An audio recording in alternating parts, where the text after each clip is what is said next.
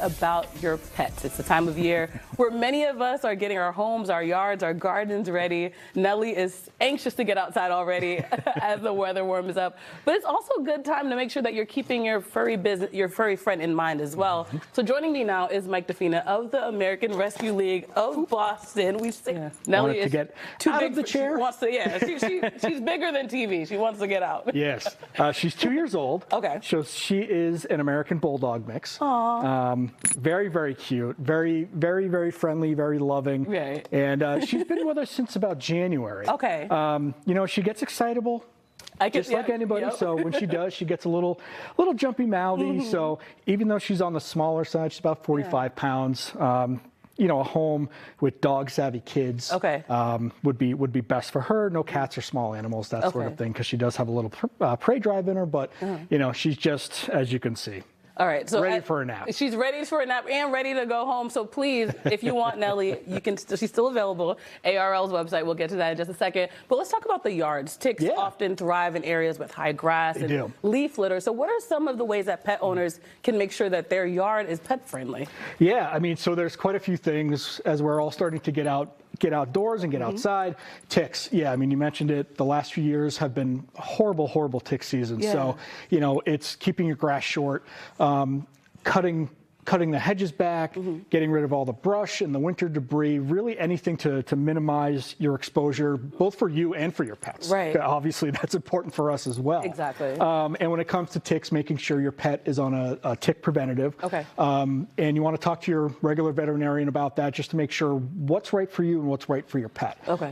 There is a Lyme disease vaccine as well, so not right for every animal, but again, talk to your vet.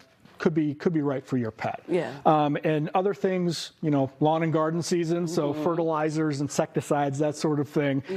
Just be mindful that they can be toxic to animals. So just make sure that you're aware of where you're applying these products and, you know, just apply them properly as well. And of course, flowers. We love talking about flowers during the spring because they're pretty and smell nice, and it's a great way to bring in spring. But things like azaleas, lilies, tulips, these can be toxic, and if they're ingested by your animal, can actually be fatal.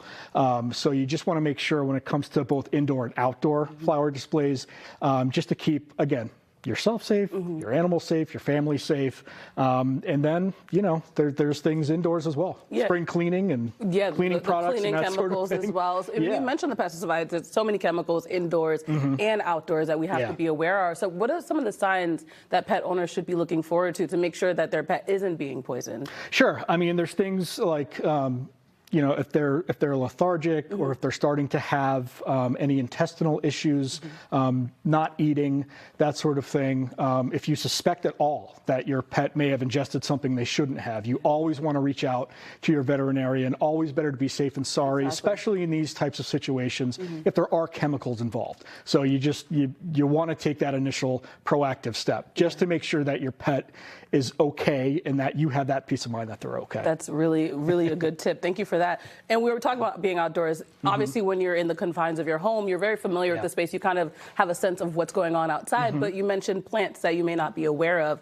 Maybe you go to the Boston Public Garden and there's a plant you're not familiar with. So what should people do if they encounter something that they're not sure of how it could affect their pet? Yeah, I mean, just again, look for those signs. Keep your animals at bay. Okay.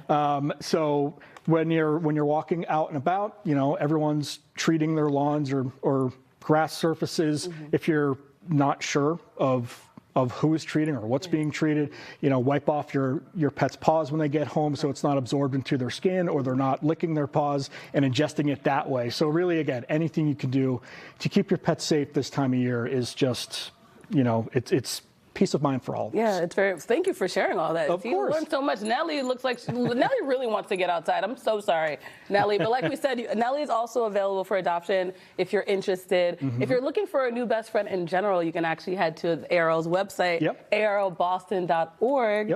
Thank you so much for being here, Mike. And Nelly, of course. Yeah, well, again, you know, Nelly and her and others like her are always at the Animal Rescue League of Boston. And, you know, we look forward to finding her and others new homes this spring. Right. Otherwise, we just hire her here, and she'll be our co-host, our three co-hosts for the show.